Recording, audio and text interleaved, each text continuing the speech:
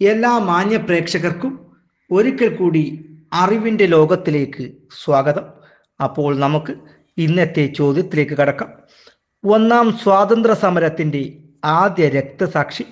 ഉത്തരം മംഗൽ പാണ്ഡെ.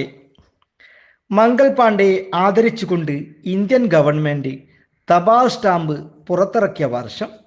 ഉത്തരം 1984.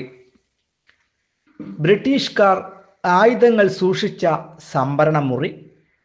ഉത്തരം ബെൽ ഓഫ് ആംസ്. അപകീർത്തികരമായ അർത്ഥത്തിൽ വിദേശികളെ വിശേഷിപ്പിക്കാൻ ഉപയോഗിച്ചിരുന്ന പേർഷ്യൻ ഭാഷയിൽ നിന്ന് ഉത്ഭവിച്ച പദം? ഉത്തരം പീരങ്കി.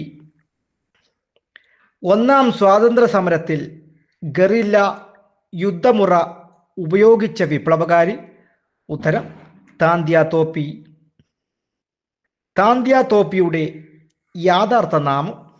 ഉത്തരം രാമചന്ദ്ര പാണ്ഡുരംഗ. താന്ത്യ തോപ്പി വധിക്കപ്പെട്ട സ്ഥലം? ഉത്തരം ശിവപുരി. താന്ത്യ തോപ്പി വധിക്കപ്പെട്ടത്?